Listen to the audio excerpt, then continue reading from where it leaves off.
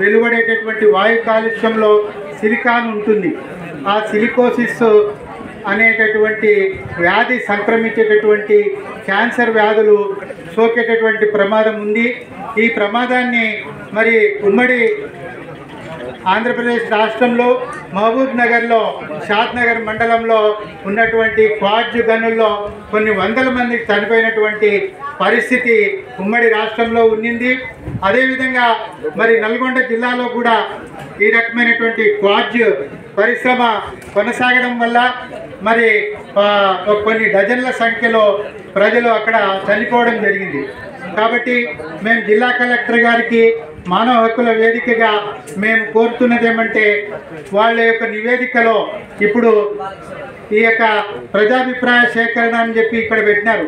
అసలు ఇది ప్రజల మధ్య ఉండాలా, గ్రామాల్లో గ్రామ ప్రజల మధ్య ఒక పాఠశాలల్లో నిర్వహించాల్సినటువంటి ప్రజాభిప్రాయ సేకరణ గ్రామాలకు దూరంగా మరి నిర్వహించడంలో అర్థం ఏమిటో మాకు అర్థం కాలేదు.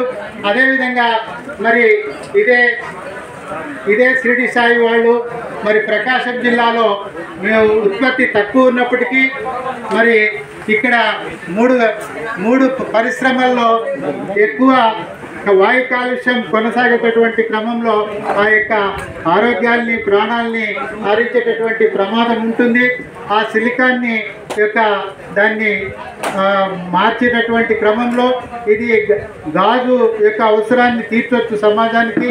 మరి వాయు కాలుష్యం విషయంలో ఈ యొక్క సమాచారాన్ని దాచిపెట్టినటువంటి యాజమాన్యం మీద మరి దీనికి పర్మిషన్ ఇవ్వడం ఎంతవరకు సరైందని మేము జిల్లా కలెక్టర్ జాయింట్ కలెక్టర్ గారికి దృష్టికి తీసుకొని వస్తున్నాము. మరి ఆ రకమైనటువంటి సమాచారాన్ని దాచిపెట్టినందుకు యాజమాన్యం ఇక్కడ పరిశ్రమలను కొనసాగేటటువంటి అర్హులు కూడా కాదని చెప్పేసి మేము మానవ హక్కుల వేదికగా డిమాండ్ చేస్తున్నాం. ఆ యొక్క నివేదికను మరి పరిశీలించవలసిందిగా కోరుతూనే మా యొక్క డిమాండ్ను నెరవేర్చాలని చెప్పేసి జిల్లా జాయింట్ కలెక్టర్ గారిని డిమాండ్ చేస్తున్నాం.